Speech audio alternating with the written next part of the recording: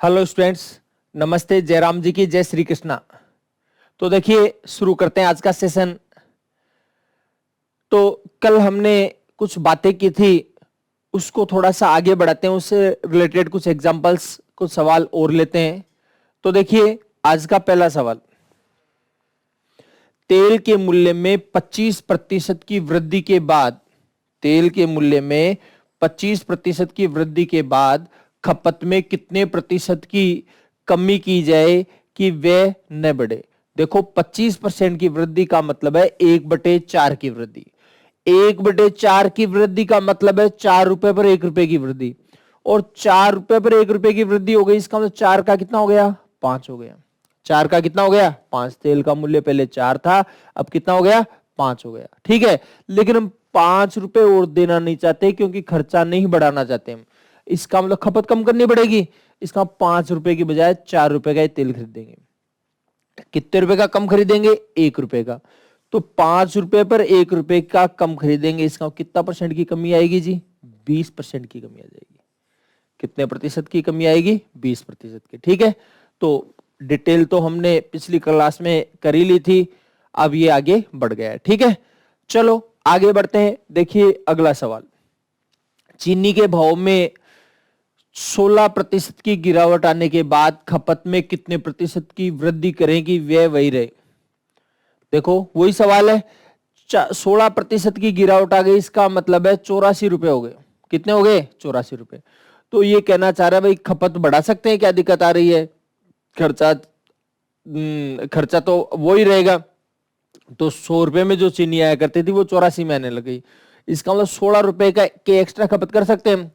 तो 84 रुपए पर कितने रुपए की खपत एक्स्ट्रा करेंगे जी, 16 की खपत एक्स्ट्रा करेंगे। ठीक है, और प्रतिशत चाहिए, 100 से गुणा कर दो। आराम से करिए, 4 से कटेंगे 4 आ जाएगा, 4 से कटे 4 दूनी 8, 4 एकम 4। देखो भाग तो पूरा पूरा जा नहीं रहा है। ठीक है, बट्टे में 21 बटे बचेगा ही बचेगा, तो भाई साहब भाग पूरा पूरा जा रहा है, इसका कैलकुलेशन भी नहीं होगी। ये लो, एक ही ऑप्शन है।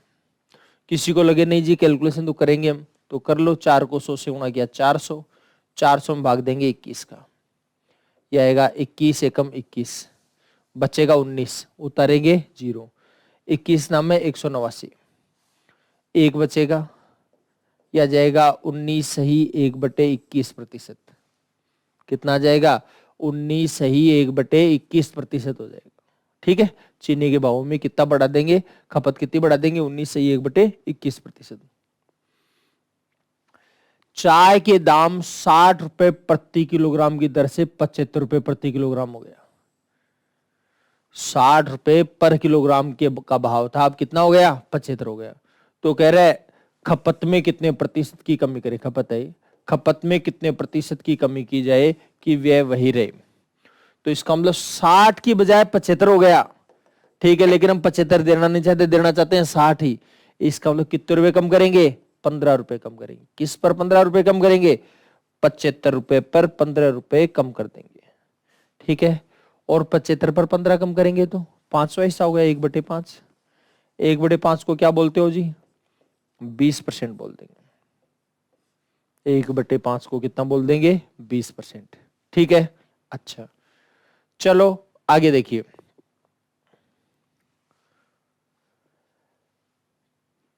किसी संख्या में 20% की वृद्धि के बाद 20% की कमी की जाए तो मूल संख्या में क्या परिवर्तन आता है। ये मेरे ख्याल से आपको सवाल खूब लंबी चौड़ी चर्चा करी थी इनके बारे में, तो ज्यादा दिक्कत आनी नहीं चाहिए।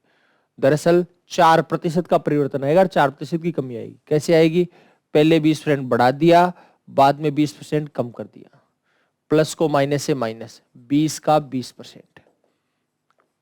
देखो ये तो कट जाएगा, 20 का 20% आ जाएगा 4, तो 4% की कमी आ जाएगी। कितने प्रतिशत की कमी आएगी, 4%। एक बात हमेशा ध्यान रखना, अगर जितना प्रतिशत बढ़ाया अगर बाद में उतना ही प्रतिशत घटा दिया जाए तो ओवरऑल कमी होगी, ध्यान रखना। ठीक है, वृद्धि हो ही नहीं सकती। ठीक है, लगातार अगर आ रहा है तो आप चाहो तो ऐसे भी कर लो। 20% का मतलब होता है 1/5। 1/5 मतलब 5 पर 1 बढ़ेगा, 5 पर 1 बढ़ेगा, इसका 5 का क्या हो जाएगा, 6 हो जाएगा। फिर कह रहा है 20% की कमी, मतलब 1/5 की कमी। 1/5 की कमी तो 5 पर 1 की कमी, 5 पर 1 की कमी, इसका 5 का कितना हो जाएगा 4 हो जाएगा। ये लो 6 चौक 24, 5 5 25, तो 25 का 24 हो गया। 25 का कितना हो गया 24, 25 का 24 हो गया, तो इसका 25 पर कितने की कमी आई 1 पर कमी आई। 25 पर कितने की कमी आई है 1 की। प्रतिशत चाहिए मतलब 100 पर, तो 25 का 100 कैसे बनाएंगे 4 गुना करेंगे, तो इसको 4 गुना कर दो, ये भी 4 गुना हो जाएगा, ये भी 4 गुना हो जाएगा, तो 4% की कमी आ जाएगी। ऐसे समझ लो, ऐसे समझ लो 100 का 96 हो गया, 100 का 96 हुआ तो भी 4% की कमी। जैसे आपको अच्छा लगे सुंदर लगे वैसे सोच लीजिए। तो कैलकुलेशन करके देखिए, मैं पूछ रहा हूँ आपको 10% बढ़ाएं 10% घटाएं क्या होगा 1% की कमी। 30% बढ़ाएं 30% की कमी करें तो 9% की कमी आएगी। 40% बढ़ाएं 40% की कमी करें तो 16% की कमी आएगी। 15% बढ़ाए 15% कम करें तो 2.25% की कमी आएगी। ठीक है, चलो बढ़ते हैं आगे। किसी वस्तु के मूल्य में 25% कम करने के बाद उसका मूल्य 20% बढ़ाया जाए तो शुद्ध परिवर्तन क्या आएगा। किसी वस्तु के मूल्य में 25% कमी करने के बाद 20% बढ़ाया जाए तो शुद्ध परिवर्तन क्या आएगा। देखो पहले 25% कम किया, बाद में 20% बढ़ाया, माइनस प्लस माइनस 25 का 20%, ये लो जी। देखो -25 प्लस का 20, -25 प्लस का 20, तो माइनस का 5 तो ये हो जाएगा। 25 का 20% 5 ये होता है, -5 और -5 क्या हो जाएगा माइनस का 10, तो 10% की कमी आ गई।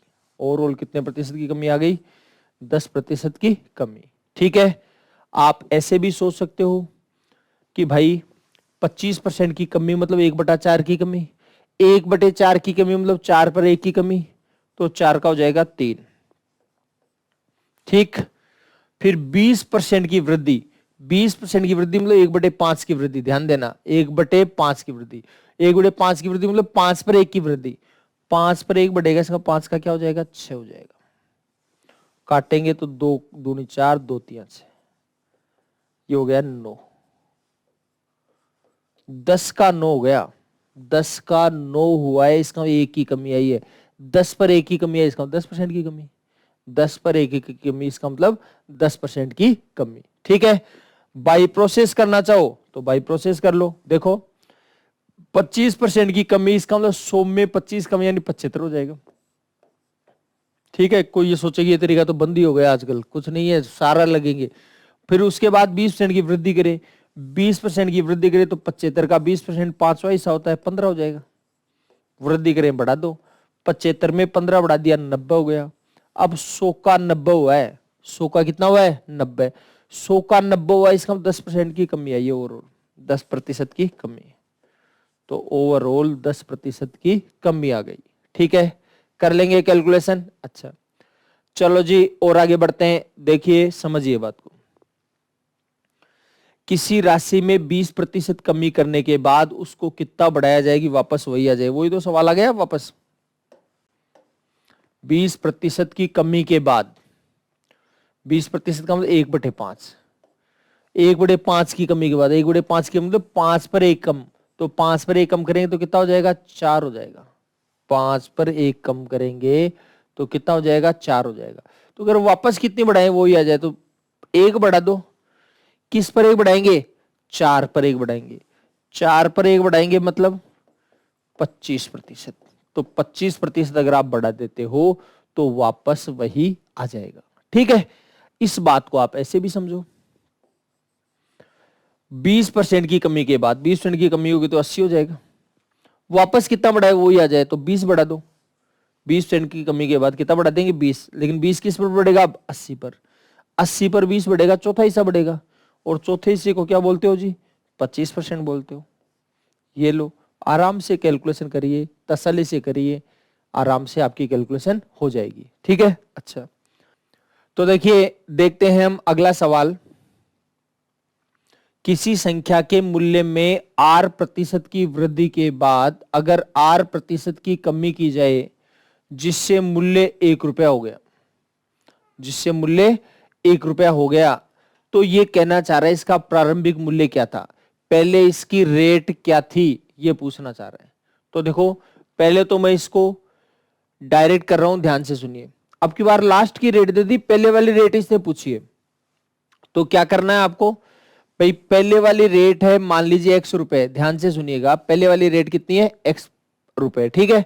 अब R% की वृद्धि हो गई, एक बात सोचो, अगर 9% की वृद्धि तो 100 का 109 होता, 15% की वृद्धि होगी तो 100 का 115 हो जाएगा, 65% की वृद्धि होगी तो 100 का 165, मतलब 100 में जोड़ना है, वही तो बात है।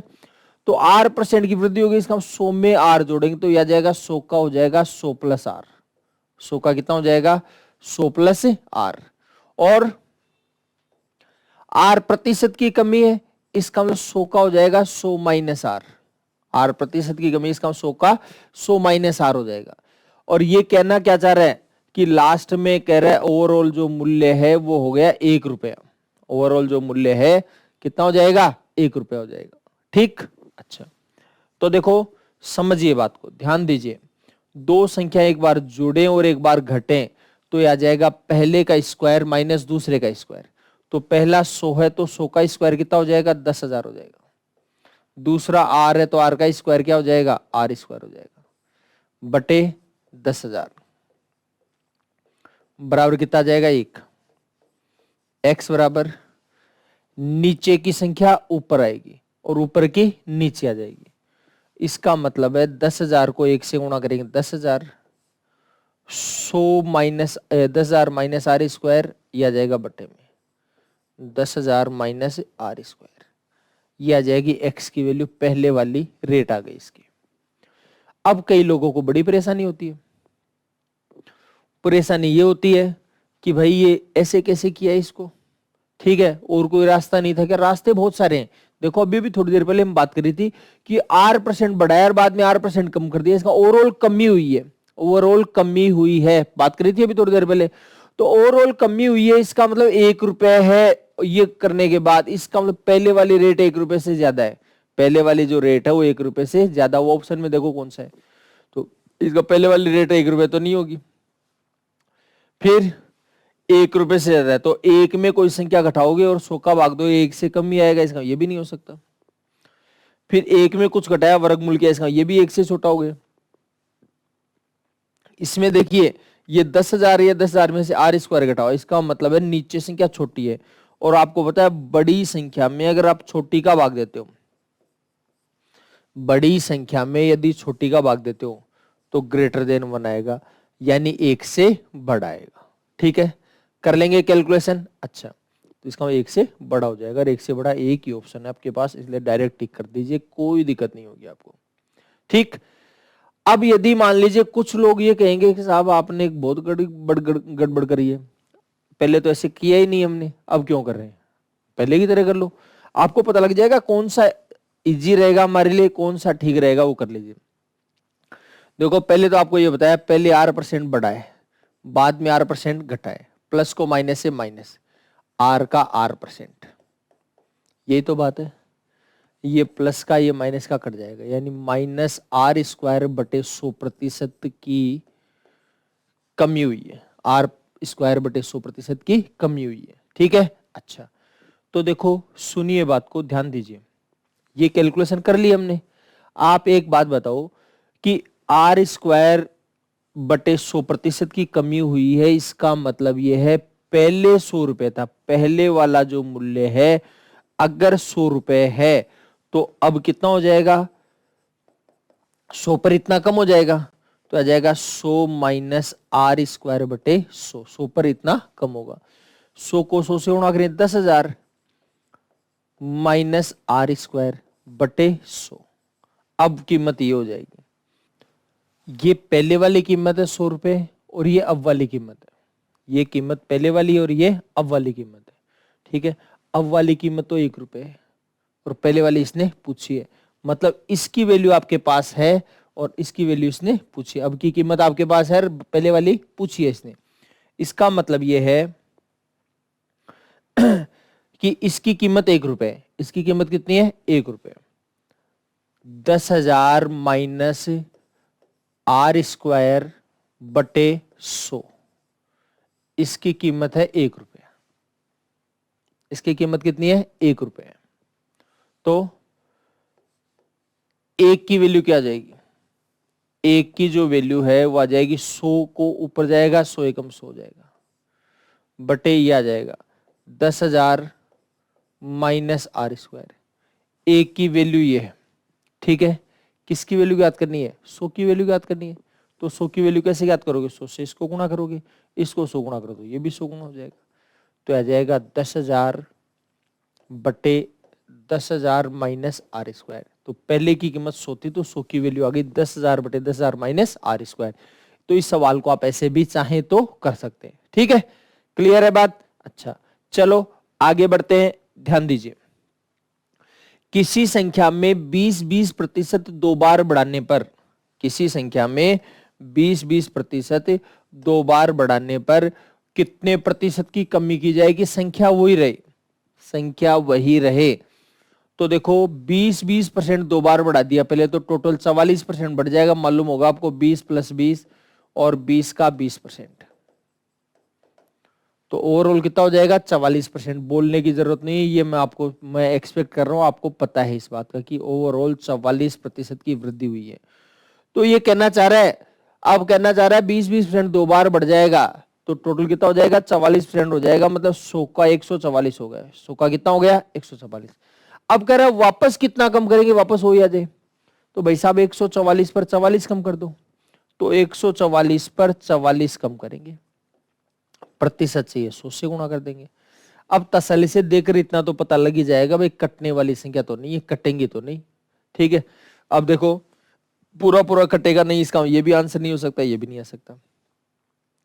अब इसके बटे में 31 है, ध्यान देना। तो 144 कट करके 31 तो बनेगा नहीं, क्योंकि 144 में 31 का भाग नहीं जाता, इसका ये 31 नहीं बनेगा। इसका एक ही ऑप्शन बचा है आपके पास। और आप कहोगे जी ऐसे नहीं, ऑप्शन से नहीं कैलकुलेशन करो, तो कैलकुलेशन करने के लिए आपके पास गुणा भाग जोड़ बाकी कर लीजिए, आपको खूब आते हैं। कर देता हूं एक बार। 4 से काटेंगे तो 11 चौक 44, 4 से काटेंगे तो 4 × 12, 4 × 24, फिर 4 से काटेंगे तो 9 आ जाएगा, 4 से काटेंगे तो 25 आ जाएगा। 25 11 275 हो जाएगा, बटे 9, 9 × 27 और ये 0, 30 सही 5 बटे 9%। कितना आ जाएगा? 30 सही 5 बटे 9%, ठीक है। अच्छा चलो जी और आगे बढ़ते हैं, ध्यान देना।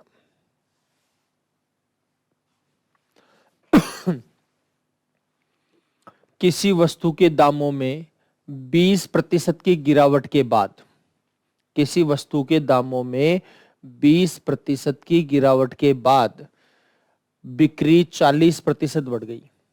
बिक्री कितनी बढ़ जाएगी? 40%, ठीक है। तो ये कहना चाह रहा है कि आय में कितने प्रतिशत कमी होगी या वृद्धि होगी?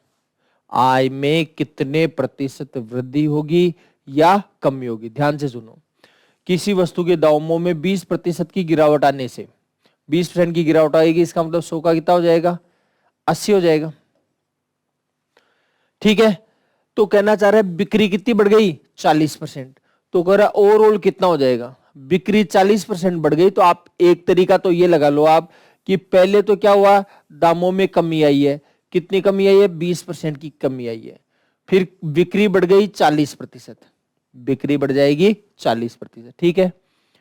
माइनस को प्लस से गुणा करेंगे माइनस, और यह आएगा 20 का 40%, 20 का 40% आ जाएगा। तो देखो 40 में से 20 जाएगा 20, 20 का 40% हो जाएगा 8, 20 में से 8 जाएगा 12। तो ओवरऑल बिक्री बढ़ जाएगी कितनी? 12% की। ओवरऑल बिक्री है कितनी बढ़ जाएगी? 12%। अब आपको ये प्रॉब्लम आ सकती है, आप ऐसे सोच सकते हैं कि भाई इसमें ऐसा क्यों हो गया? ये तो गिरावट वस्तु के मूल्य में है और बढ़ा है वस्तु की जो मात्रा है वो बढ़ गई, ठीक है। बिकने की जो मात्रा है वो बढ़ गई। तो ये डायरेक्ट साथ कैसे आ गया? तो आप इस बात को ऐसे समझ लो। कैसे? कि देखिए भाई 100 रुपए किलो वस्तु थी, एक वस्तु 100 रुपए की आती है, 1 किलो वस्तु 100 रुपए की आती है और 100 वस्तु बिकती है, तो टोटल इनकम होती है 10,000 की। टोटल इनकम कितनी होती है 10,000 की। लेकिन अब क्या हुआ, वस्तु की रेट में गिरावट आ गया, यानी 100 रुपए किलो आती थी वो 80 रुपए किलो आने लगी। जो 100 रुपए किलो आती थी वो 80 रुपए किलो आने लग गई, और उससे बिक्री 40% बढ़ गई, मतलब 140 हो गया। तो आ जाएगा 14 8 112, ये 2 जीरो। क्लियर है बात? अच्छा, तो देखिए सुनिए बात को, यानी जो वस्तु 10,000 रुपए की इनकम हुआ करती थी अब कितनी होने लगी, 11,200 रुपए की इनकम होने लगी। 11,200 की इनकम होने लगी, पहले 10,000 की इनकम होती थी, मतलब 1,200 रुपए बढ़ गई इनकम। तो देखिए जी ध्यान देना, प्रतिशत वृद्धि कितनी होगी, 1,200 रुपए बढ़े, किस पर बढ़े, 10,000 पर। 1,200 रुपए किस पर बढ़े, 10,000 पर।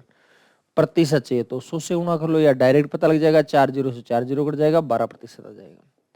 और एक बात और सोच लेना ध्यान से, ये तो खैर जैसे भी किया, कई बार आगे जाकर प्रॉफिट लॉस में ऐसा सोचने को मिलेगा, कई बार आप ऐसे सोचेंगे कि भाई इनकम बढ़ रही है तो डेफिनेटली प्रॉफिट भी बढ़ाई है। ठीक है, ध्यान रखना, प्रॉफिट ही हुआ है, लॉस नहीं हुआ है, जबकि लॉस भी हो सकता है, ध्यान रखना, इनकम बढ़ने के बावजूद भी लॉस हो सकता है, इस बात के लिए ध्यान रखना, समझ लेना। जैसे छोटी सी बात है, ये वस्तु पहले 100 रुपए की बिकती थी, ठीक है, मान लो ये 90 रुपए में खरीदी हुई थी, कितने रुपए में खरीदी हुई थी, 90 में, ठीक है। अब 90 में खरीदी हुई थी, 100 में बेच रहा था, प्रॉफिट हो रहा था आराम से, कोई दिक्कत नहीं। लेकिन रेट 40% कम हो गई, मतलब 100 रुपए की जो बिकती थी वो 20% कम हो गई, सॉरी, तो 80 में बिकने लगी। अब 80 में बिकेगी, खरीदी हुई 90 की है, तो प्रॉफिट कहां से होगा, कितने ही इनकम बढ़े लेकिन उसको लॉस ही होगा, ध्यान रखना, कितनी भी इनकम बढ़े उसको लॉस ही होगा यहाँ पर। ठीक है, तो ध्यान रखना।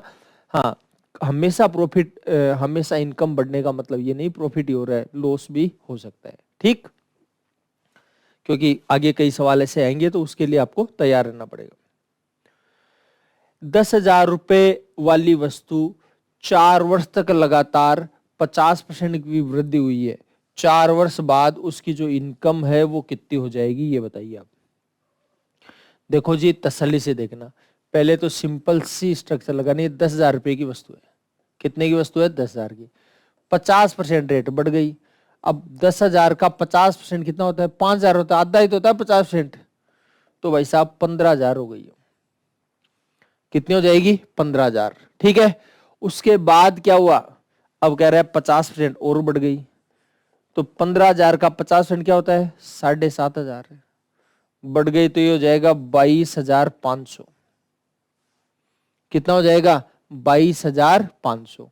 फिर तीसरे साल और 50% बढ़ गया, 22,500 का 50% होता है 11,250, आधा ही तो करना है भाई, ये लो, तो आ जाएगा 33,750। आराम से समझ लो, प्यार से समझ लीजिए, 33,750। तो देखिए 50% और अगर बढ़ेगा तो क्या करेंगे, 50% बढ़ेगा तो मतलब आधा बढ़ेगा। अब इसका आधा करने में अगर दिक्कत आए तो आप इसको 34,000 मान लो, 34,000 का आधा हो जाएगा 17,000, 34,000 का आधा कितना हो जाएगा, 17,000। लेकिन कह रहे भाई साहब 250 कम है, तो 17,000, 250 का आधा कितना होगा, 125, तो 17,000 में 125 कम करो, कितना हो जाएगा, यह आ जाएगा 16,875। ठीक है, अब आप इसको जोड़ लीजिए, तो आ जाएगा 75 और 50 हो जाएगा 125, एक हासिल हो जाएगा, 8 और 8 16, हासिल एक हो जाएगी। फिर 34 और 16 50, यह आ जाएगा 50,625। कर लेंगे कैलकुलेशन। अच्छा चलो जी, और आगे बढ़ते हैं। अब कोई कहोगे इतनी लंबी कैलकुलेशन करनी पड़ेगी, मत करो ना, इतनी लंबी कैलकुलेशन कौन बोलता है आपको। आप ऐसे करो, 10,000 है, 50% बढ़ेगा तो 100 का हो जाएगा 150, 50% बढ़ेगा तो 100 का हो जाएगा 150, 50% बढ़ेगा तो 100 का हो जाएगा 150, 50% बढ़ेगा तो 100 का हो जाएगा 150। ये लो 4 बार बढ़ा दिया हमने, और 4 जीरो से तो ये 4 जीरो कट जाएगी, ये 4 जीरो से ये 4 जीरो कट जाएगी।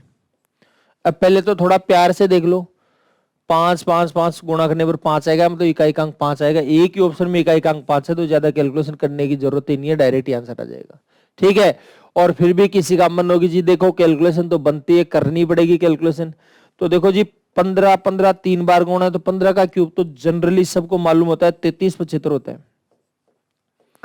15 से गुणा और कर लो तो आ जाएगा 15 5 75 हासिल 7, 15 7 105 और 7 112 हासिल 11, 15 3 45 और 11 56 हासिल 5, 15 3 45 और 5 50। ये लो जी 50,625। ठीक है, कोई आप में से ऐसे भी कह सकता है कि भाई 50% को 1/2 बोलते हैं हम लोग, बिल्कुल बोलते हैं। 1/2 की वृद्धि होगी मतलब 2 पर 1 की वृद्धि होगी, 2 पर 1 की वृद्धि होगी इसका 2 का 3 हो जाएगा, 2 पर 1 बढ़ेगा इसका 2 का कितना हो जाएगा 3 हो जाएगा। तो देखिए ध्यान से समझिए बात को, 2 का 3 हो जाएगा इसका मतलब है 10,000 का कितना होगा 2 का 3 होगा, 2 का 3 हो गया, 2 का 3 हो जाएगा कितनी बार 4 बार। ठीक 16 हो गया ये।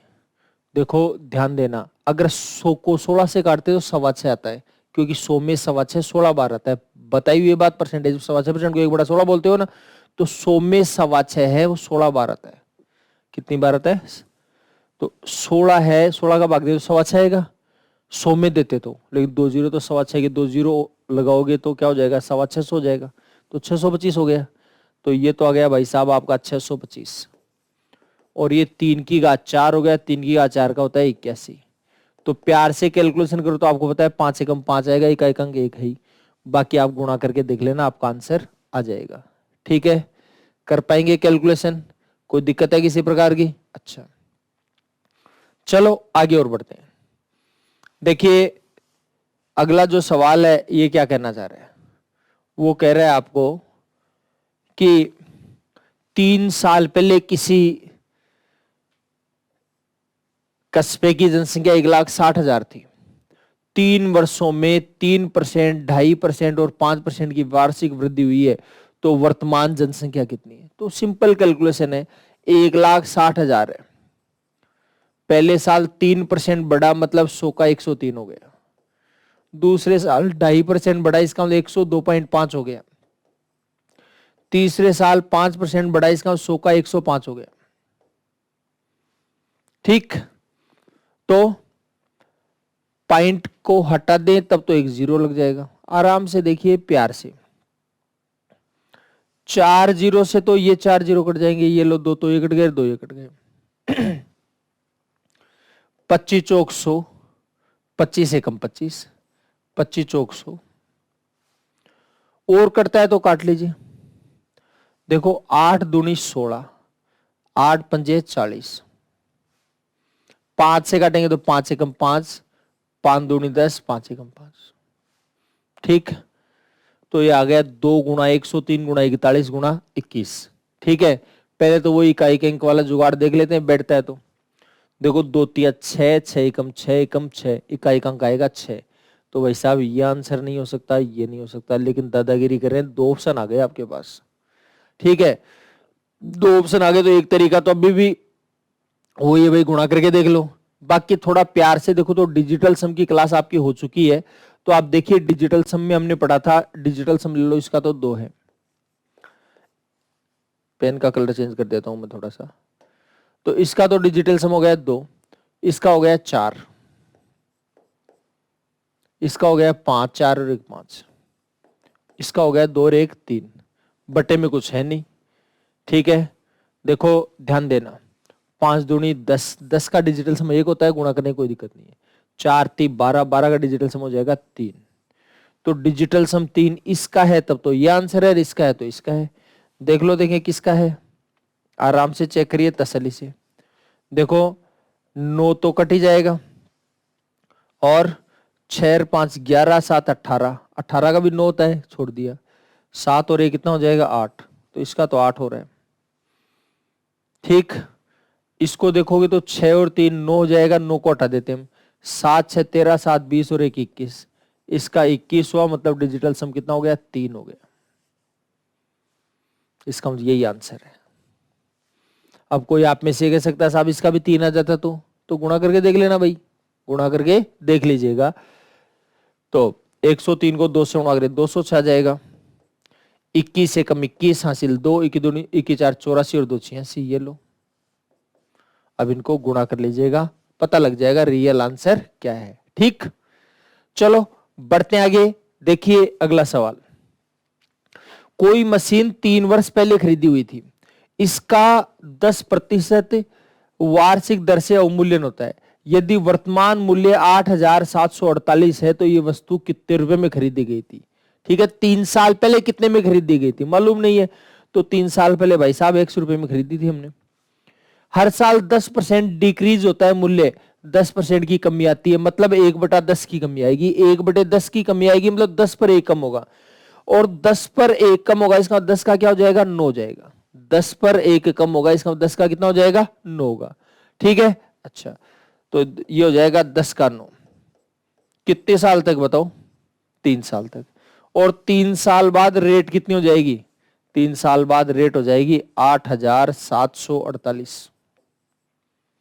3 साल बाद जो रेट होगी वो 8,748। अब आराम से तसल्ली से देखो, देखो 9 एकम 9, 9 नाम 81 बचेगा 6, 9 7 63 बचेगा 1, 9 दूनी 18। और देख लो 9 एकम 9, 9 एकम 9 और 9 8 72, फिर 9 से काट लो, 12 नाम 108। एक्स बराबर क्या होगा, 10 को 10 से 3 बार गुणा करेंगे 1000 आ जाएगा, 1000 को 12 से गुणा करेंगे 12,000, कितनी हो जाएगी 12,000 हो जाएगी रेट। कर लेंगे कैलकुलेशन, कोई दिक्कत है किसी प्रकार की। चलो आगे देखिए और समझिए बात को, ध्यान देना समझना। देखो थोड़ा सा तसल्ली से अनुमान लगाओ, 10% बढ़ रहा है हर साल, 10% बढ़ने का मतलब 1/10 बढ़ गया, 1/10 बढ़ने का मतलब है 10 पर 1 बढ़ेगा, 10 पर 1 बढ़ेगा, इसका 10 का क्या होगा 11 होगा। ये कितनी बार बढ़ गया, 3 बार लगातार, 3 बार गुणा करो तो मतलब क्यूब भी कर सकते हो, तो ये आ जाएगा 1331 बटे 1000। यानी कहने का मतलब है 1000 पर 331 बढ़ा है, 1000 पर 331 बढ़ा मतलब 33% बढ़ गया। कितना बढ़ गया 33%। अच्छा सॉरी घटाए, ये ध्यान दीजिए घटाए, प्यार से सुनिए क्या हो गया घट गया। तो देखो घट गया, इसका 10% का मतलब 1/10 घटा है, 1/10 घटा है, इसका 10 पर 1 घटा है, और 10 पर 1 घटा है, इसका 10 का कितना हो जाएगा 9 हो जाएगा। आराम से देखो प्यार से देखो, 3 साल तक तो या तो 3 बार गुणा कर दो या क्यूब कर दो, तो 9 का क्यूब हो गया 729 और बटे 1000। तो देखो 1000 का 729 हो गया, ध्यान से समझना, 1000 का 729 हुआ है, इसका मतलब क्या हुआ, इसका मतलब है भाई साहब कितने की कमी आई है, 271 की कमी आई है। 1000 पर 271 की कमी, 27% की कमी हो गई। कितने परसेंट की कमी हो गई 27% की। ठीक है, देखो जी डायरेक्ट 27%, 27.1 का तो बाद में देखते रहेंगे, 27% की कमी। तो भाई साहब 10,000 का 27% तो 27 होता है, 2700 कम होगा तो ये तो बहुत कम हो जाएगा, ये नहीं होगा। ठीक है, अच्छा फिर आगे देखिए और समझिए बात को, तो इसका ये नहीं हो सकता। 11,000 का 27% भी वही कितना हो जाएगा 2700 से और ज्यादा हो जाएगा कुछ। ठीक है, और ज्यादा होगा तो इतना, ये भी कम नहीं होगा। अब 12,000 का 27%, देखो अब 13,000 का 27% निकालो, तो इसका निकालने की भी जरूरत नहीं है आपको, क्यों वृद्धि तो देने रखी 13 है। अब आपको बताइए 9/10 में तो कहीं 13 है नहीं कि कट गया, क्लियर है बात। इसका मतलब 13 आना चाहिए, तो 13 का भाग इसमें जाता ही नहीं, नहीं जाता तो ये ऑप्शन हो ही नहीं सकता। समझ गए बात को। और अगर फिर भी आप सोचते हो तो सोच लो, देखो 10,000 का, इसको इसलिए कर रहा हूं क्योंकि ये तो पता ही अपने को आंसर आ रहा है, 10,000 का 27% 27 होता है, और 3,000 का 27% 27 81 810 हो जाएगा, मतलब 3510 से थोड़ा सा और कम होगा।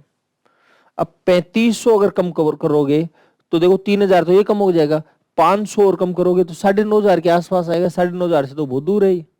समझ गए बात को, इसलिए ये भी नहीं हो सकता, ये एक ही आंसर आ जाएगा। आपको इसका भी कम करके दिखाओ तो इसका भी देख लो, 10,000 का 27% क्या होता है 27 होता है, फिर 2,000 का 27% 540 होता है। पॉइंट एक भी है लेकिन वो नहीं किया हमने, ठीक है, तो आ जाएगा 3240। देखो 3240 कम करेंगे तो 3000 कम कर दोगे, 12000 में 9000, और 9000 में 240 कम करोगे 8660, सॉरी 8760, तो 8760 के आसपास है। क्लियर है बात, इसलिए कैलकुलेशन हो जाएगी। अब आपकी मर्जी की बात है, तसल्ली से कैसे आप करना चाहो, कैसे नहीं करना चाहते हो वो आप देखिए, डिसाइड करिए। ठीक है, चलो बढ़ते हैं आगे, ध्यान दीजिए। किसी उपकरण के मूल्य में हर साल 20% का ह्रास होता है, कमी आती है, हर साल 20% की कमी आती है, तो 3 वर्ष बाद कितना अवमूल्यन हो जाएगा? तो देखो 3 साल बाद कितना अवमूल्यन हो जाएगा? 20% की कमी आती है तो भाई साहब 100 का 80 हो जाएगा। 100 का कितना हो जाएगा? 80। और ये कितनी बार होगा? 3 बार, तो 3 बार गुणा कर लेंगे और या फिर 3 घात लगा दो, 0 से 0 हो जाएगा, 2 से काटेंगे 4 हो जाएगा, 2 से काटेंगे 5 हो जाएगा, 4 का क्यूब 64, 5 का क्यूब 125, यानी 125 का 64 रह जाएगा। 125 का कितना रह जाएगा? 64। 125 का 64 रह जाएगा, इसका मतलब 61 की कमी हो जाएगी। कितने की कमी हो जाएगी? 61 की कमी होगी। क्लियर है बात? तो प्रतिशत कमी कितनी हो जाएगी? 125 पर 61 की कमी। कितनी कमी हुई टोटल, ये पूछना चाह रहे हैं, प्रतिशत कमी। तो प्रतिशत चाहिए तो 100 से गुणा कर दो, 25 पंजे 125, 25 चौक 100, ठीक है। और 60 नहीं है भाई, 61 है, ध्यान रखना। फिर 61 चौक 244 में 5 का भाग देंगे, 244 में 5 का भाग देंगे। आपको पता है 5 का भाग देने के लिए संख्या को डबल करते हैं और एक डिजिट पर पॉइंट लगा देते हैं। तो 244 का डबल होगा 488, एक डिजिट पर पॉइंट लगाए तो 48.8% की कमी आ जाएगी। कितने की कमी हो जाएगी? 48.8% की कमी। ठीक है, अच्छा चलो आगे और बढ़ते हैं, ध्यान दीजिए। अच्छा हाँ, ध्यान देना, ये तो वैसे बता दिया आपको, थोड़ी सी और इजी कैलकुलेशन। 100 है, 20% की कमी, इसका 100 का 80 हो जाएगा। कितनी बार होगा जी? 3 बार होगा। ये लो 100 का 80 हो जाएगा। कितना हो जाएगा? ये आ जाएगा, देखो 2 3 4 5 0 से 5 तो ये कट गई, ठीक है। 8 का क्यूब हो जाएगा, 8 का क्यूब हो जाएगा 512, 8 का क्यूब क्या होगा? 512। 10 का भाग देना है तो एक डिजिट पर पॉइंट लग जाएगा, इसका मतलब है 100 का 51.2 हो जाएगा, और 100 का 51.2 हो जाएगा, इसका 48.8% की कमी हो जाएगी। कितनी कमी हो जाएगी? 48.8% की कमी।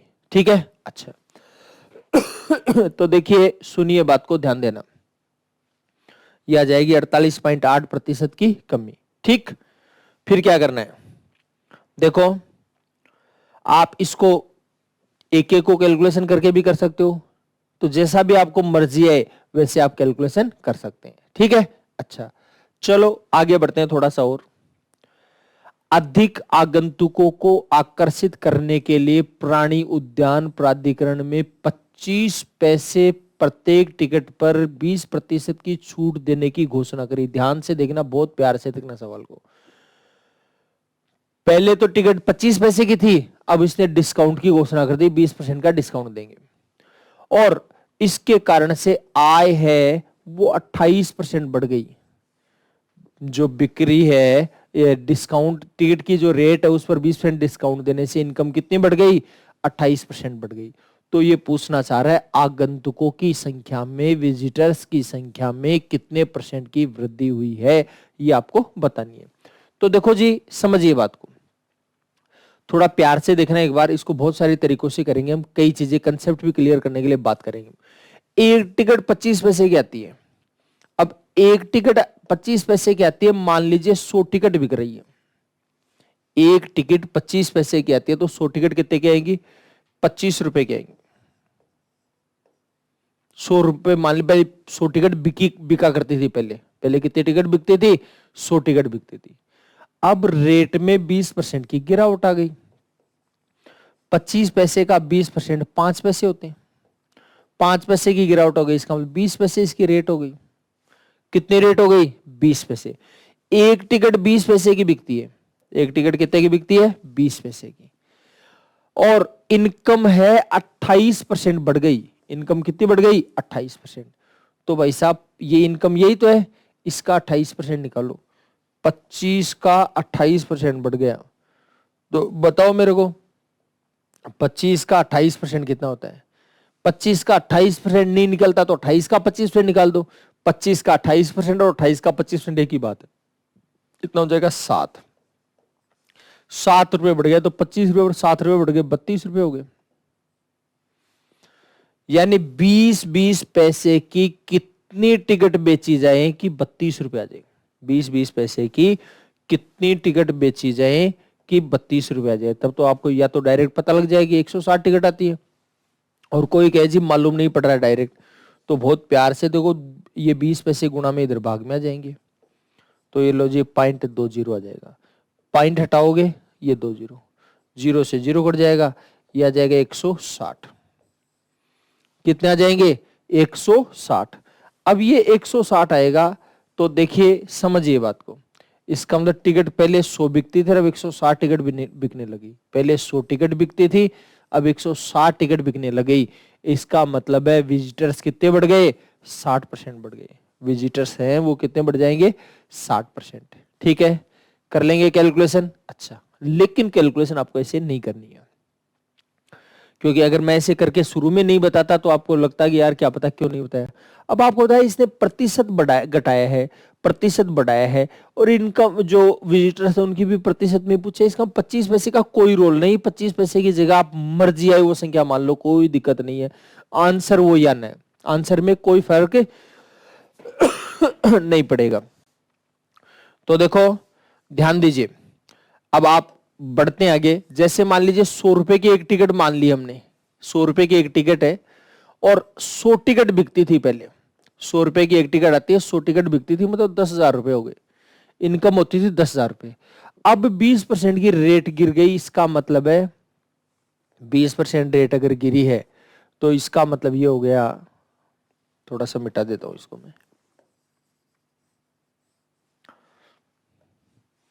रेट में अगर 20% की गिरावट आई है, इसका हम जो टिकट 100 रुपए की आया करते थे कितने की आने लगी 80 रुपए की आने लगी। ठीक है, तो कहना चाह रहा है इनकम बढ़ गई, कितनी बढ़ गई इनकम? इनकम बढ़ी है 28%। तो 10,000 का 28% 2800 होता है, 2800 बढ़ गया, इसका 10,000 पर 2800 बढ़ गया, इसका 12,800 हो गए। अब हमारा प्रश्न है कि भाई साहब 80-80 रुपए की कितनी टिकट बेचेंगी, 12,800 आ गए। तो भाई डायरेक्ट मालूम पड़ रहा है तो अच्छी बात है, डायरेक्ट मालूम नहीं पड़ रहा है तो 80 है गुणा की संख्या इधर भाग में आ जाएगी, 80 का भाग दे देंगे तो जीरो से जीरो कट जाएगा, 16 8 128। ठीक है, तो इसका मतलब है 160 टिकट बिक रही है। कितनी टिकट बिक रही है 160, और पहले कितनी बिकती थी 100। भाई साहब कितनी बढ़ी है 60% बढ़ गई। कितनी बढ़ जाएगी 60%।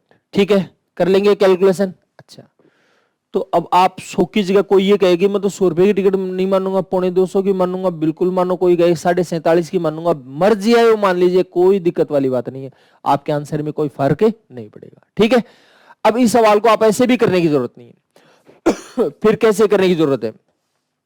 तो बहुत तसल्ली से देखिए, प्यार से देखिए, आराम से समझो सवाल को, और इजी हो जाएगा। आप ये बताइए जब टिकट 100 रुपए की बिका करती थी तो अब रेट कम हो गई, यानी 80 रुपए आने चाहिए उसके पास, आने कितने चाहिए 80, लेकिन आ कितने रहे 128 आ रहे हैं, 28% बढ़ गई, इसका 128 आ रहे हैं, तो 80 की बजाय 128 आ रहे हैं, इसका कितनी वृद्धि हुई है 48 बढ़े। 80 पर 48 बढ़े कितना परसेंट हो जाएगा चेक कर लो, 80 पर 48 बढ़े प्रतिशत चाहिए तो 100 से गुणा कर लेंगे, जीरो से जीरो कट जाएगा, 8 से 48 हो जाएगा, 6 को 10 से गुणा करें 60 आ जाएगा, 60%। मेरे हिसाब से वर्बली कैलकुलेशन हो जाएगा ये, और डायरेक्ट आप इसको कर सकते हो। ठीक है, बाकी ऐसे कर सकते हो, ऐसे कर सकते हो, ऐसे कर सकते हो, जैसे आप कंफर्टेबल लगता है, आपको इजी लगता है, सरल लगता है, वैसे आप इसको कर लीजिए। चलो आगे बढ़ते हैं। एक कंपनी की आय हर साल 20% बढ़ जाती है। ये कहना चाह रहा है यदि इसकी आय 2012 में 26,64,000 थी तो 2010 में कितनी थी? 2010 में कितनी थी, जबकि 2012 में कितनी थी 26,64,000। तो देखो मैं डायरेक्ट थोड़ा सा प्यार से समझा रहा हूं, ऑप्शन से देखो पहले तो इसको।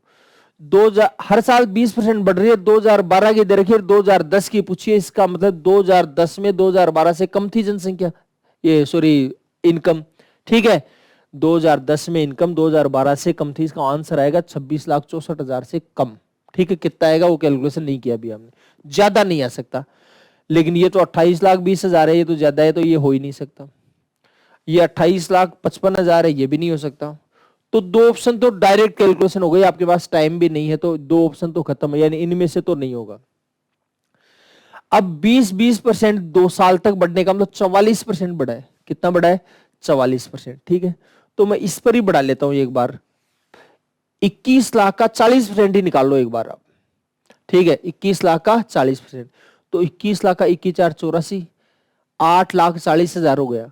अगर 21 लाख में 8,40,000 बढ़ाओगे तो 29 लाख हो जाएगा। कितना हो जाएगा? 29 लाख। ये तो 26 लाख, ये बहुत आगे निकल गया, इसका ये भी नहीं हो सकता। अब ये नहीं हो सकता, इसका मतलब बचा हुआ आंसर अपने आप ही हो जाएगा। ऐसे कैलकुलेशन आप कर सकते हो, बहुत ऑप्शन है इस प्रकार के मिलेंगे आपको एग्जाम्स में, तो थोड़ा प्यार से करिएगा, डायरेक्ट कैलकुलेशन कर लेंगे। अब कोई आपको ये कहेगी जी बाई प्रोसेस करते तो 2010 में x थी, 20% बढ़ेगा तो 100 का हो जाएगा 120, 20% बढ़ेगा तो 100 का हो जाएगा 120, और रियल में हो जाएगा 26,64,000। इसको कैलकुलेशन आप कर लीजिए, आपका आंसर आ जाएगा। ठीक है, चाहो तो आप इसको 6/5 6/5 भी लिख सकते। 6/5 क्यों लिखोगे? 20% का मतलब होता है 1/5, 1/5 की वृद्धि का मतलब 5 पर 1 बढ़ेगा, 5 पर 1 बढ़ेगा, इसका 5 का क्या हो जाएगा? 6 हो जाएगा। ठीक है, तो 5 का 6 हो जाएगा, तो 5 का 6, 5 का 6, या फिर इसका स्क्वायर भी कर सकते हो, 2 बार है, 2 घात लगा दो, बराबर 26,64,000। आगे का काम आपका करना है, इससे करना चाहो इससे कर लो, इससे करना चाहो इससे कर लो, ऑप्शन से मैंने आपको बता ही दिया है। कर लेंगे कैलकुलेशन? अच्छा चलो जी, और आगे बढ़ते हैं। ध्यान दीजिए, y का x% 100 है, y का x% कितना है? 100। बहुत तसल्ली से देखिए, प्यार से देखिए। और y का z% है 500। y का z% क्या है? 500। y का x% तो 100 है, और y का z% कितना है? 500 है। इसका मतलब ये 5 गुना है किससे? x से। इसका मतलब z है वो x का 5 गुना है, तो z बराबर आ जाएगा 5x। z बराबर क्या आ जाएगा? 5x। और अगर x बराबर पूछे तो आ जाएगा z/5। x बराबर अगर आपको पूछता है तो ये आ जाएगा z/5। ठीक है, कर लेंगे कैलकुलेशन? अच्छा चलो जी, और आगे बढ़ते हैं। ध्यान दीजिए, समझिए। दो संख्याएं किसी तीसरी संख्या से 30% और 37% कम है। तीसरी संख्या से 30% कम है, 37% कम है, तो कहना चाह रहा है दूसरी संख्या पहली से कितने प्रतिशत कम है। तो देखो जी, समझिए, पहली संख्या, दूसरी संख्या और तीसरी संख्या, दोनों को तीसरी संख्या से कंपेयर किया गया है। तो तीसरी संख्या को हमने क्या मान लिया? 100 मान लिया। तो दो संख्याएं पहली तीसरी संख्या से 30% कम है, तो जो 30% कम हो तो हो जाएगी 70, 37% कम हो 63 हो जाएगी। ठीक है, अच्छा अब क्या करना चाह रहे हैं? दूसरी वाली संख्या पहली से कितने % कम है? दूसरी वाली कम है पहली से, कितनी कम है जी? 7 कम है। कितने % कम हो गई? पहली से कंपेयर करें मतलब इससे तुलना करें तो 70 पर 7 कम हुआ है, 70 पर 7 कम हुआ मतलब 10% कम हो गया। 70 पर 7 कम हुआ है, इसका मतलब 10% कम हो गया।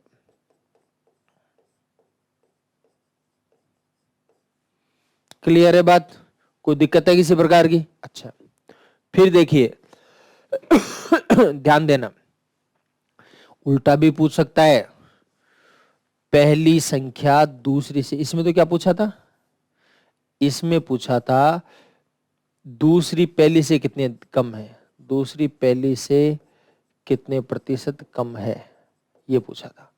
अब अगर बोले पहली दूसरी से कितने प्रतिशत अधिक है,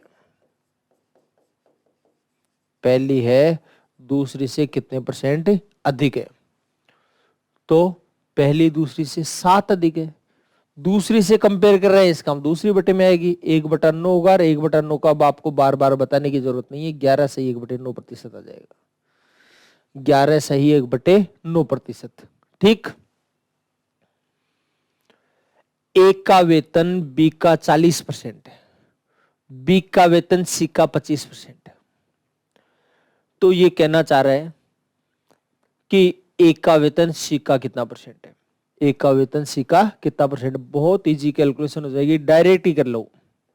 ए बी सी, ए का वेतन बी का 40% है, बी का वेतन सी का 25% है। इसका ए को कंपेयर बी से कर रहा है, बी को कंपेयर सी से कर रहा है। तो सी को मान लिया 100, तो बी का जो पेमेंट है सी का 25% है, बी का जो पेमेंट है वो सी का 25% है। यानी सी को अगर 100 रुपए मिलते हैं तो इसको कितने मिलेंगे, 25 मिलेंगे। ठीक है। और एक का पेमेंट सी का बी का 40% है, एक का जो पेमेंट है इसका 40%, तो 25 का 40% क्या होगा, 25 का 40% हो जाएगा 10। परसेंटेज निकाल कर नहीं दिखाऊंगा, परसेंटेज निकाल करके खूब सिखा दिया आपको। ठीक है, तो वो आप करके देखेंगे। तो प्रश्न क्या पूछा है इसने, प्रश्न पूछा है एक का वेतन सी का कितना परसेंट है, एक का वेतन सी का कितना परसेंट है। देखो देखिए, एक का वेतन सी का 10वां हिस्सा है क्या, एक का जो वेतन है वो सी का 10वां हिस्सा है, तो इसका 10% हो जाएगा। एक का वेतन सी का 10%। और अगर आप सी एक का कितना परसेंट है, तो देखो जी सी एक का 10 गुना है, 10 गुना इसका 1000% आ जाएगा। प्रश्न पूछ लेना ध्यान से क्या पूछना चाह रहा है।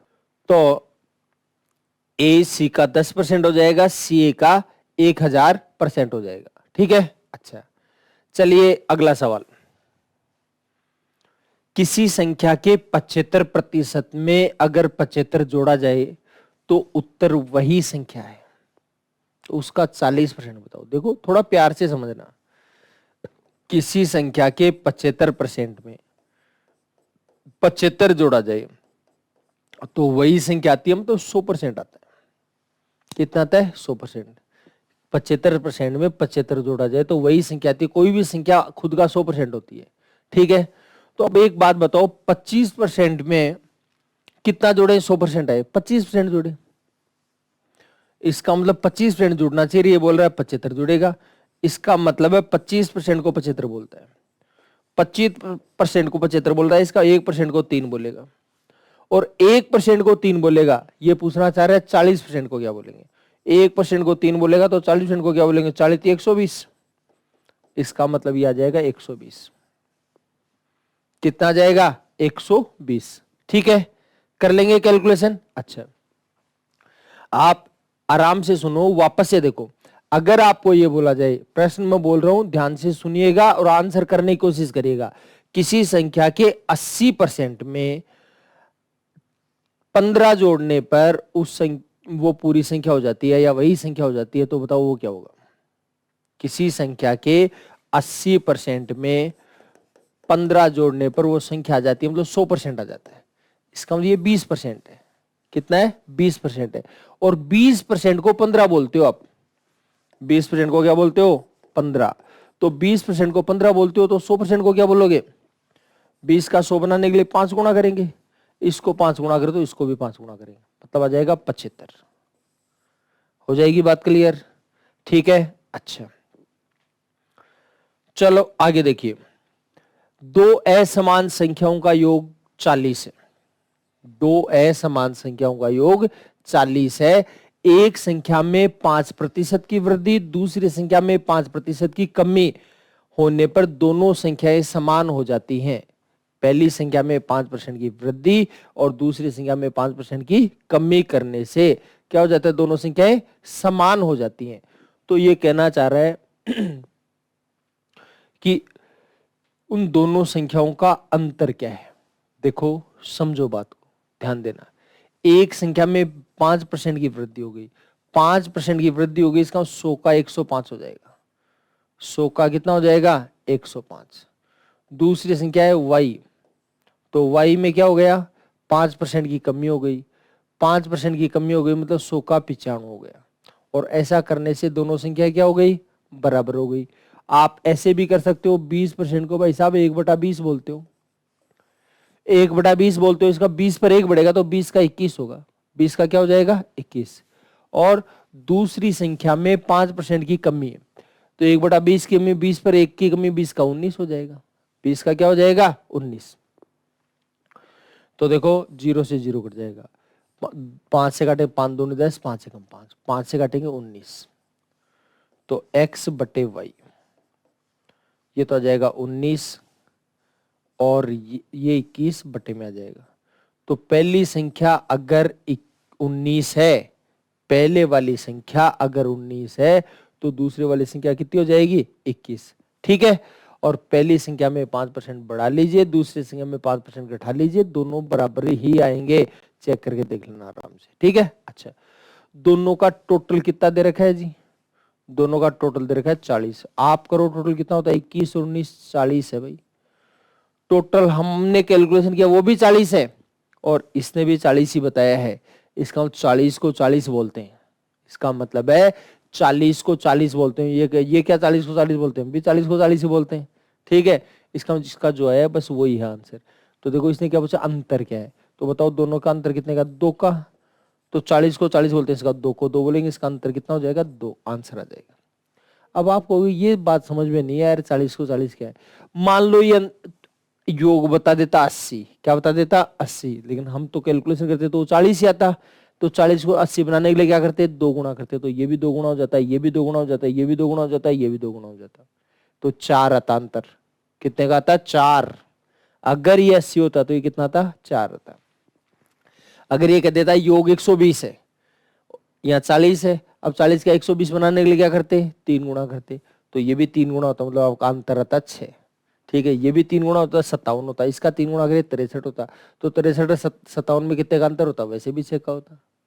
ठीक है, अगर ये बोल देता कि 400, इसका 10 गुणा, तो ये भी 10 गुणा, ये भी 10 गुणा, ये भी 10 गुणा और ये भी 10 गुणा। अब मैं जो बोलना चाह रहा हूँ बात समझ में आ गई होगी। ठीक है, अच्छा और आप ऐसे भी समझ लो कि भाई अगर पहले वाली संख्या x है और दूसरी संख्या y है, 1/20 की वृद्धि हुई, इसका 20 पर 1 बढ़ाए तो 20 का 21 हो जाएगा, दूसरे पर 20 पर 1 की कमी हुई तो 20 का 19 हो जाएगा, और दोनों संख्याएं बराबर हो जाएंगी। ये लो खत्म काम। ठीक है, और डायरेक्ट सोचो तो आप देखिए x वाले का कितना आ जाएगा 19 और y वाले का 21। ये लो 21 और 19 दोनों का टोटल 40 है। 40 का 40 बनाने के लिए कुछ भी करने की जरूरत नहीं, वो जो है वो ही रहने दो बस। तो इसका मतलब जो है वो ही रहेगा, तो इसका जो अंतर है वो ही रहेगा। अंतर पूछा तो अंतर 2 है तो 2 ही रहेगा, अंतर 2 है तो 2 ही रहेगा। लेकिन अगर इसको 80 बनाते 2 गुणा करते तो इसको भी 2 गुणा करते, ये भी 2 गुणा होता, ये भी 2 गुणा होता। ठीक है, अब आप जैसे कंफर्टेबल फील करते हो, इजी फील करते हो, सरल फील करते हो, वैसे आप कैलकुलेशन कर सकते हैं। ठीक, अच्छा चलो बढ़ते हैं आगे। किसी बल्लेबाज ने 110 रन बनाए जिनमें 3 चौके और 8 छक्के थे। ये कह रहा है खिलाड़ी ने कितने प्रतिशत रन दौड़ करके बनाए।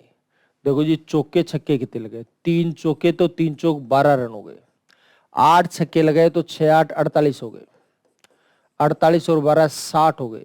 60 रन तो बनाए चौके और छक्कों से, चौके और छक्के से। तो दौड़ करके कितने बनाए भाई साहब, चौके और छक्कों से 60 रन बनाए 110 में से, तो इसका मतलब दौड़ करके बनाए 50। तो दौड़ का प्रतिशत क्या हो जाएगा, 50 रन दौड़ करके बनाए किस में से 110 में से, 110 में से 50 रन दौड़ करके बनाए, 0 से 0 कट जाएगा, 5/11 हो जाएगा।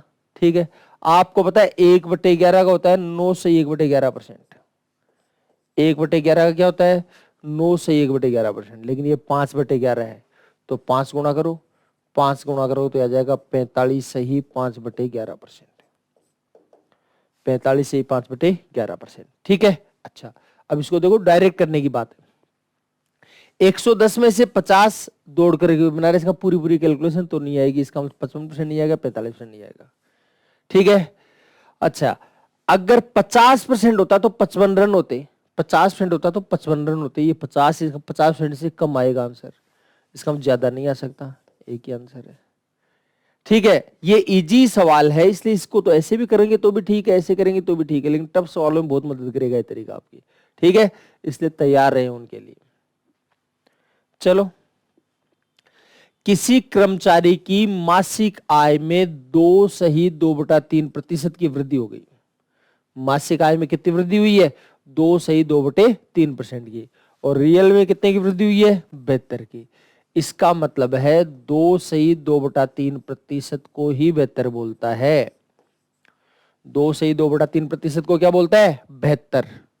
तो आ जाएगा 3 दूनी 6, 6 और 2 8, यह आएगा 8/3%।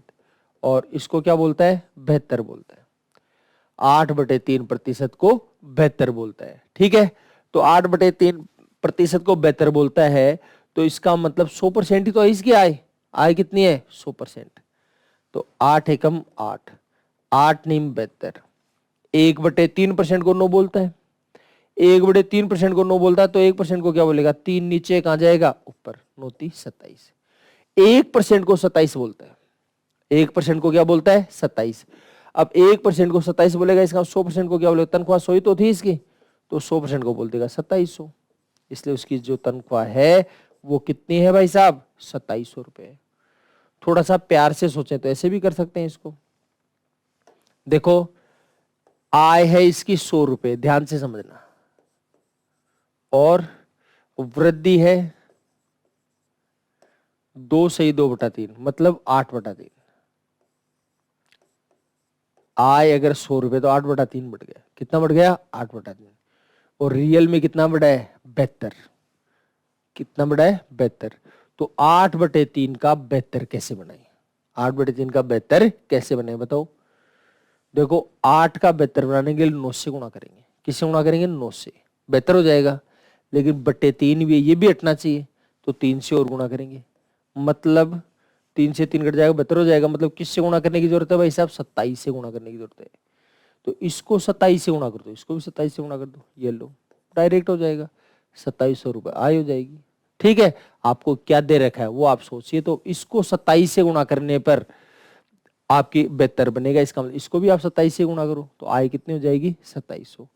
ऐसे भी आप बेटर सोच सकते हैं अगर सोचना चाहें तो। ठीक, आगे देखो, एक रेडियो बिक्री कर सहित 825 रुपए का है। बिक्री कर सहित 825 रुपए का है। तो ये कह रहा है बिक्री कर कितना है? ध्यान से सुनो, 100 रुपए का रेडियो, 25 रुपए बिक्री कर, तो 125 हो गया। अगर रेडियो का विक्रय मूल्य 100 रुपए है तो बिक्री कर 25 रुपए लगता है, तो बिक्री कर सहित कितना हो जाएगा? 125 हो जाएगा। ठीक है, और बिक्री कर सहित कितना बता रहा है ये? 825 बता रहा है। बिक्री कर सहित कितना हो जाएगा? 825। ठीक है, और ये बोल रहा है 125। अब 125 का 825 कैसे बनेगा? देखो, थोड़ा सा ध्यान देना। 125 का 825 कैसे बना? जब तक पता नहीं लगे आप सीधा से कर लो जी, 825/125 से गुणा करेंगे। बस सिंपल सी बात है, 825/125 से गुणा करेंगे। क्लियर है बात? अब थोड़ा अगर इजी रखना चाहो तो इजी कर लो इसको। भाई आपको लगे यार थोड़ी संख्या बड़ी हो रही है, फैल रही है, तो आप ऐसे करो ना, काट लो इसको 25 से। 25 पंजे 125, 25 से काटोगे तो 25 × 75 बचेगा 7, 25 × 75। इसका 33/5 से गुणा करने की जरूरत है। समझ गए क्या बात को? और किसी को लगे नहीं मैं तो 825/125 से गुणा करो, कोई दिक्कत नहीं। इसका 33/25 से गुणा करोगे तो आप रियल संख्या तक पहुंचोगे। तो इसको भी 33/25 33/5 से, सॉरी 33/5 से गुणा कर लो, इसको भी 33/5 से गुणा कर लो, और इसको भी 33/5 से गुणा कर लो। ठीक है, अब आपको रियल में पता लग जाएगा क्या है। तो क्या पूछा है भाई साहब? क्या पूछा है इसने? बिक्री कर पूछा है। तो बिक्री कर तो यही है क्या? तो करो कैलकुलेशन यही। 25 को 33/5 से गुणा किया तो 5 5 25, 33 पंजे 165, कितना हो जाएगा? 165। आपको लगे इसको भी बताओ तो इसको काट लो, 5 से काटेगा 20 बार कटेगा, 20 को 33 से 33 दूनी 66, 660 हो जाएगा। 660 ये हो गया, 165 ये हो जाएगा। ठीक है, कर लेना कैलकुलेशन। और किसी को लगता है जी वैसे ही बता देते यार ये तो माथापच्ची ज्यादा हो रही है, तो कोई दिक्कत नहीं है, ये लो ऐसे कर लो। 100 रुपये वस्तु का विक्रय मूल्य है, 25 रुपए उसका बिक्री कर है, तो 125 हो गया। बिक्री कर सहित 125 हो गया, और बिक्री कर सहित रियल में क्या है 825। तो 125 को 825 बोलता है, 125 को क्या बोलता है 825। अब क्या पूछा है बिक्री कर, बिक्री कर पूछा, मतलब 25 की वैल्यू याद करनी है। अब इसका 25 कैसे बनाइए बताओ आप मेरे को। अगर इसका 25 बनाना चाहते हो तो भाई साहब इसको 5 से काट दो आप। किससे काट देंगे 5 से, काटो। 5 से काटेंगे तो 25 आएगा कि नहीं आएगा। इसको 5 से काटो तो इसको भी काट दो। 5 एकम 5, बचेगा 3, उतारेंगे 2, 5 छिके 30, ठीक है, बचेगा 2, 5 5 25। 25 को 165 बोलता है, 25 को क्या बोलते हैं यही इसने पूछा है। तो ये आ जाएगा आपका 165 आंसर बिक्री कर, ठीक है। और अगर किसी को लगे जी नहीं मैं तो यहां से नहीं वैसे करूंगा, तो 125 को 825 बोलता है, तो एक को क्या बोलेगा 825 बटे 125, 25 को क्या बोलेगा 25 से गुणा कर देंगे ये लोग। अब आपको जैसा सुंदर लगता है वैसे आप कैलकुलेशन कर लीजिए, ठीक। चलो आगे बढ़ते हैं। किसी दलाल की कमीशन की दर 4% से बढ़कर के, किसी दलाल की कमीशन की दर 4% से बढ़कर 5% हो गई, लेकिन उसकी आय अपरिवर्तित रहती है, इनकम है वो अपरिवर्तित रहती है, ठीक है। यानी 100 रुपए पर पहले 4 रुपए कमीशन लिया करता था, आजकल कमीशन कर दिया उसने 5। पहले 4 रुपए लिया करता था, आजकल कितना कर दिया 5 रुपए कर दिया। लेकिन कह रहा है अभी भी उसको 4 ही मिल रहे हैं, अभी भी 4 मिल रहे हैं, तो व्यापार में कितने % की कमी आई। इसका मतलब पहले 5 रुपए मिलते थे तो अब कितने मिल रहे हैं 4। कितने की कमी आई भाई साहब 1 रुपए की कमी आई है। किस पर आई 1 रुपए की कमी, 5 रुपए पर कमी आई है एक की। तो 5 रुपए पर 1 रुपए की कमी आई है, इसका कितने प्रतिशत कमी आई है 20% की। इसका मतलब है 20% की कमी हो गई। कितने प्रतिशत की कमी हुई है 20% की, ठीक है। कर लेंगे कैलकुलेशन। अच्छा, किसी को अगर ये बात समझ में नहीं आ रही है तो बिल्कुल घबराए नहीं, आराम से समझ लीजिए।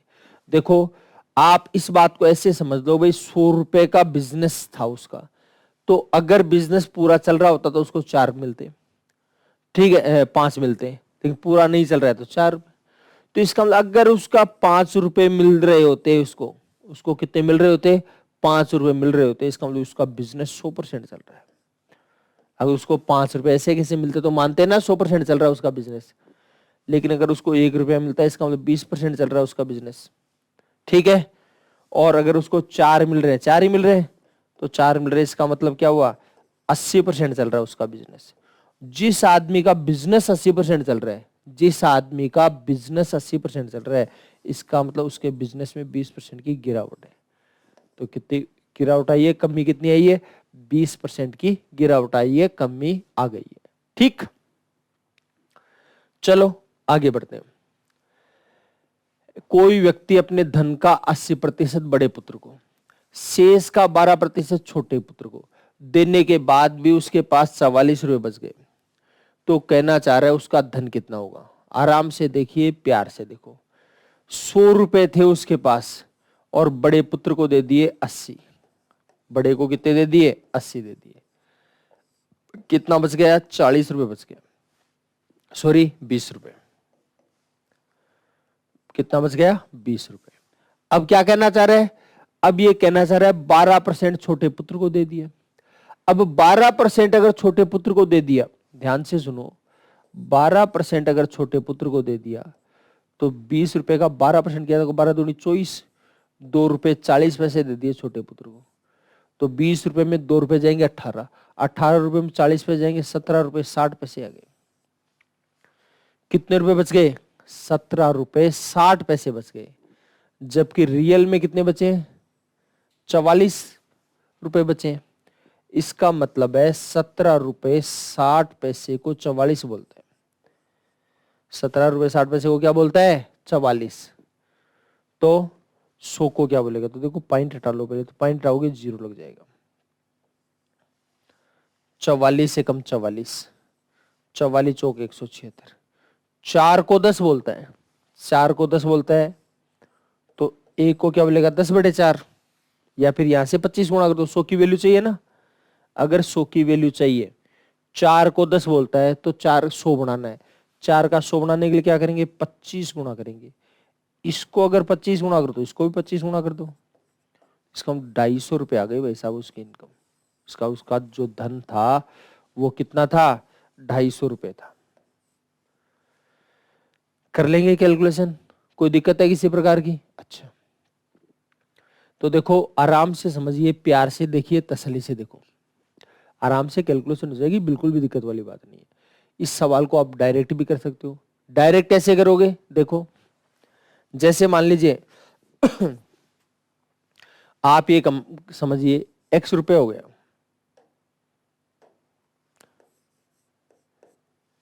x रुपए उसका धन, 80% बड़े पुत्र को दे दिया, इसका 20% बच गया। 80% बड़े पुत्र को दे दिया, इसका कितना बच गया, 20%।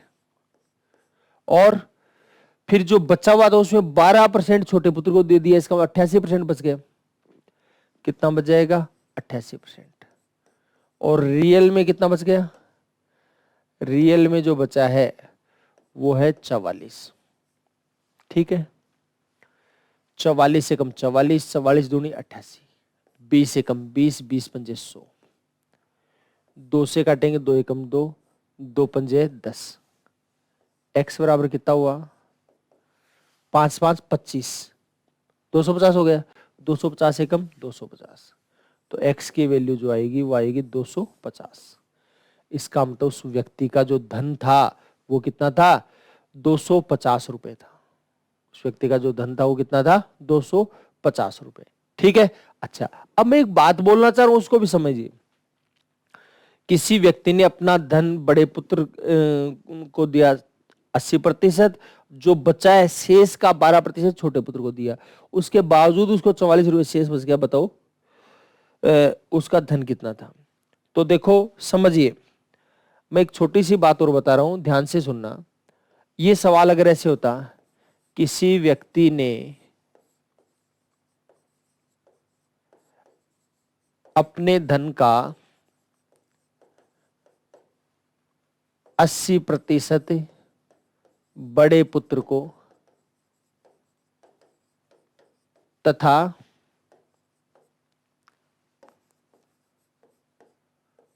12% छोटे पुत्र को दिया,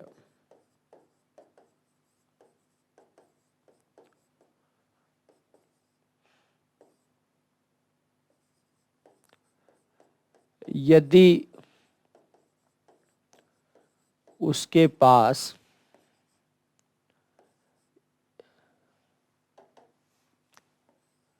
यदि उसके पास 44 रुपए शेष बचे, तो उसका धन क्या है।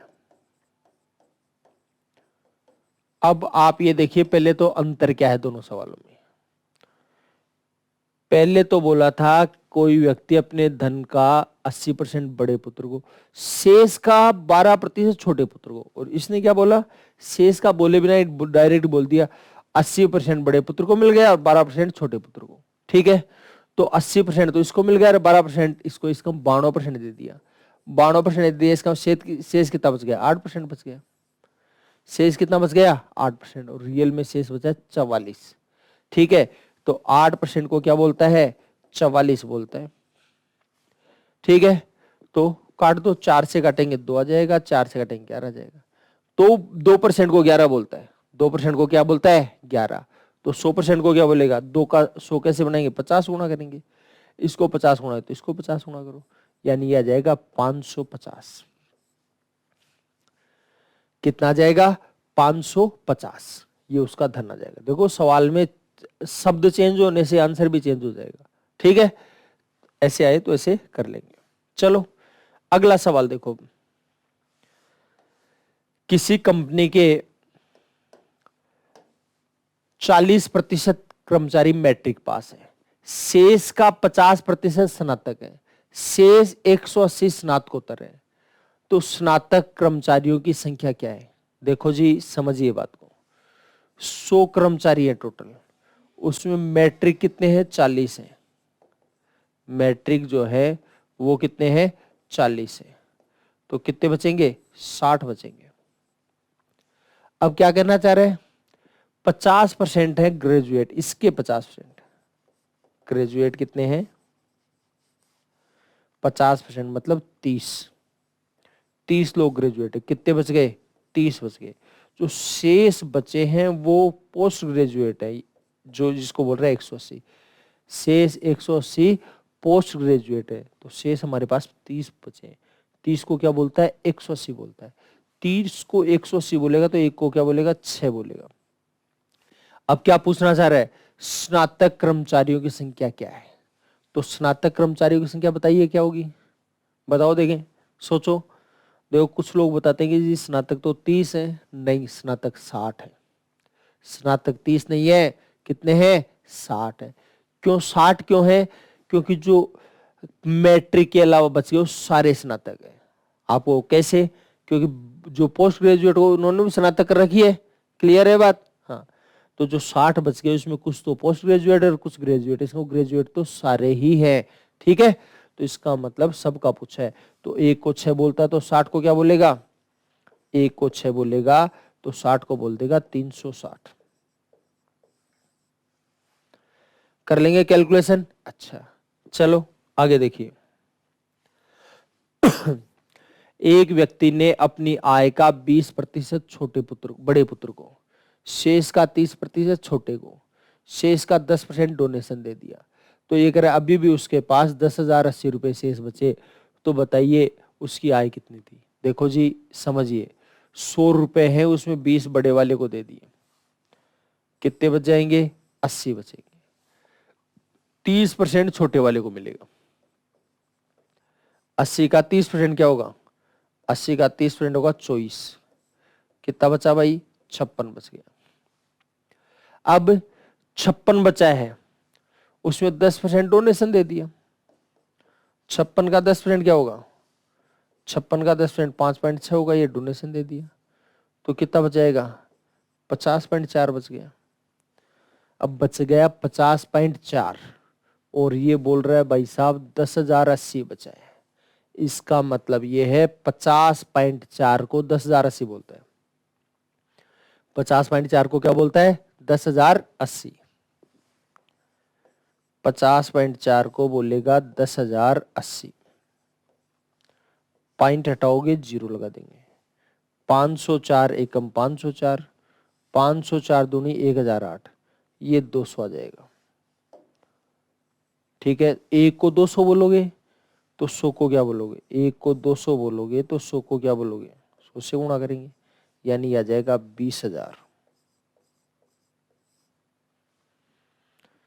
कितना आ जाएगा जी? 20,000। ठीक है, कर लेंगे कैलकुलेशन। कोई दिक्कत है किसी प्रकार की? बस आराम से समझ लीजिए, डायरेक्ट कैलकुलेशन हो जाएगी। और वैसे ऑप्शन बहुत दूर दूर है, आराम से कैलकुलेशन कर सकते हो, बिल्कुल भी दिक्कत नहीं आएगी।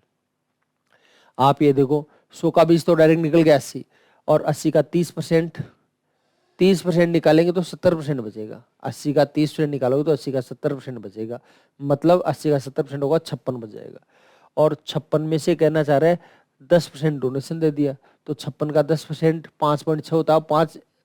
5 मान लो या 6 मान लो, तो 56 में 6 जाएगा, 50% आएगा। 50% 10,000 है, 50% क्या है? 10,000। तो 100% क्या होगा? 20,000 लगभग। तो 20,000 एक ही ऑप्शन है, बाकी तो दूर दूर है। 10, 30,000, 40,000, 50,000 कैंसिल।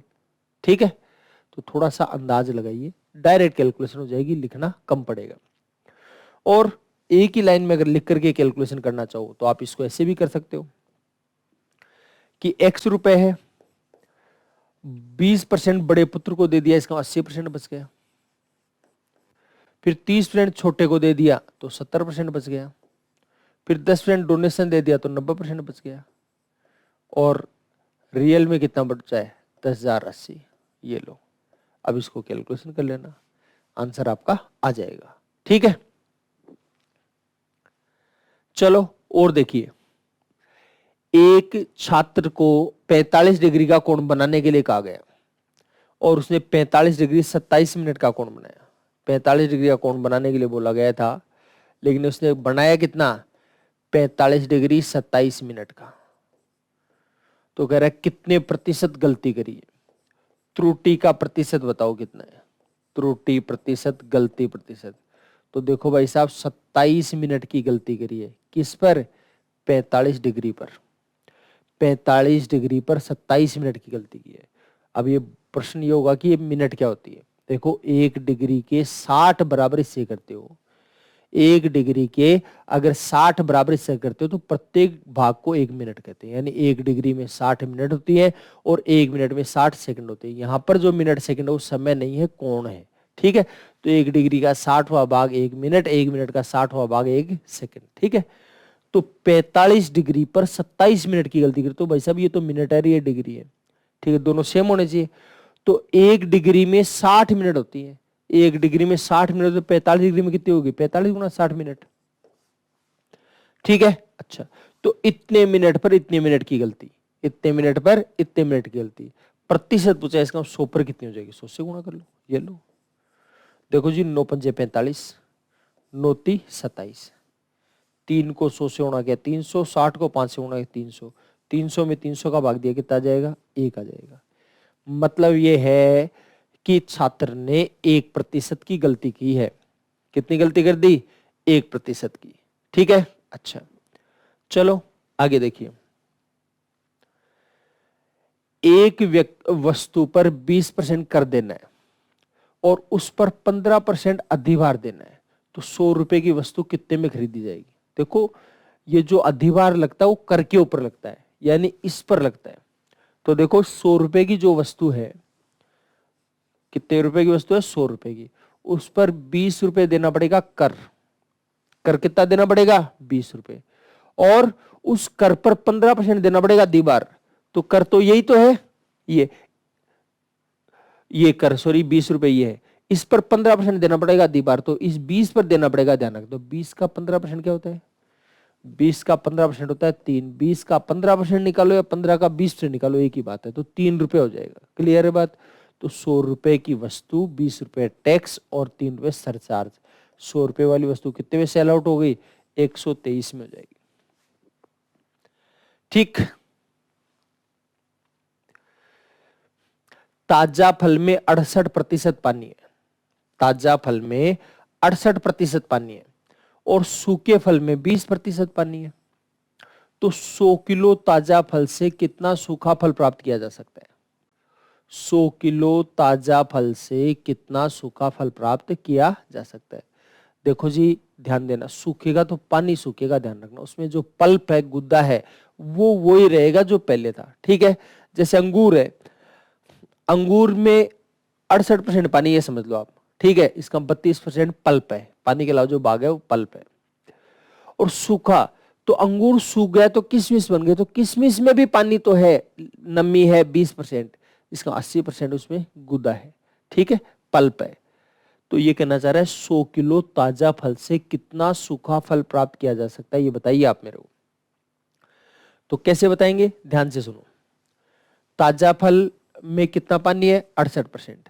सूखे फल में कितना पानी है? 20%। देखो तसल्ली से देखिए, तो दोनों में जो मात्रा है, पल्प की मात्रा दोनों में बराबर है। ठीक है, क्लियर है बात? क्योंकि सूखेगा तो पानी सूखेगा, पल्प नहीं सूखेगा, पल्प वो ही रहेगा। तो इसका मतलब है ताजा फल था, उसमें पानी था 68% और पानी 68% था, इसका मतलब यह है पल्प की मात्रा है 32%। पल्प की जो मात्रा है वो कितनी है? 20% है। ठीक है, अच्छा 32%। फिर सूखा जो फल है उसमें पानी है 20%। अब पानी 20%, इसका पल्प की मात्रा कितनी है? 80%। और पल्प दोनों ही कंडीशन में समान है, दोनों कंडीशन में समान है। ठीक है, अच्छा, तो ये कह रहा है ताजा फल अगर 100 किलोग्राम हो तो सूखा फल कितना मिलेगा? तो ताजा फल 100 है, तो ताजा तो है भाई साहब 100 गुणा 32/100। सूखा कितना है मालूम नहीं है, बराबर गुणा 80/100। आराम से करिए कैलकुलेशन। देखो 2 जीरो से 2 जीरो कट जाएगी, जीरो से ये जीरो कट जाएगी, 8 एकम 8, 8 चौक 32, तो सूखा फल कितना हो जाएगा? 4 दए 40, 40 किलो सूखा फल हो गया। यानी 100 किलो अंगूर को सुखाओगे तो 40 किलो किशमिश बन जाएंगे। आप कहोगे कंफर्म हो गया क्या? बिल्कुल। 100 किलोग्राम में 68 पानी है, इसका 32 किलो पल्प है। ठीक, अब 40 किलो सूखा फल मिला है, किशमिश 40 किलो, उसमें 20% पानी है, तो 40 का 20% क्या होगा? 8 किलो। तो 8 किलो पानी, इसका 32 किलो पल्प हो जाएगा। ठीक है, आराम से कैलकुलेशन हो गई, प्यार से। ठीक है, अच्छा, इस बात को थोड़ा सा तसल्ली से करना चाहो तो आप ऐसे भी कर सकते हो। देखो, आपको बताया ताजा और सूखा, इसमें दो चीजें हैं, एक तो पानी और एक पल्प। देखो, 68 किलोग्राम पानी है तो इसका 32 किलोग्राम पल्प है ताजा में, और सूखे में 20 किलो पानी है तो 80 किलो पल्प है। ठीक है, अच्छा, तो 100 किलो ताजा फल था तो 100 किलो ये ताजा फल, तो सूखा कितना बनेगा ये बताना आपको। देखो जी, दोनों ही कंडीशन में पल्प की मात्रा बराबर होनी चाहिए। इसका मतलब है इसको 32 बनाना है, ये तो ताजा था तब है, अब सूखने के बाद ये बनेगा, तो इसको क्या बनाना है? 32। पहले तो देखो 0 से 0 कट जाएगा, 2:8 आ गया। 8 का 32 बना सकते हैं? कैसे बनाओगे जी? 4 गुणा करोगे, तो इसको 4 गुणा करोगे तो ये भी तो 4 गुणा होगा। ठीक है, यानी ये 32 किलो हो जाएगा, तो ये कितना हो जाएगा? 8 किलो हो जाएगा। ठीक है, तो इसका पल्प 32 है तो पहले 32, इसका मतलब 100 किलोग्राम ताजा फल है, 68 32 हो गया। 100 किलोग्राम ताजा फल से कितना सूखा मिलेगा? 32 8 40 किलो मिलेगा। चाहो तो आप ऐसे भी कैलकुलेशन कर सकते हो। क्लियर हो गई बात? बताइए, कोई कंफ्यूजन है किसी प्रकार का? चलो, तो ये कैलकुलेशन हमने करी है। आज के लिए बस इतना ही, आगे की क्लास अगले वीडियो में। तब तक आप हंसते रहिए, मुस्कुराते रहिए।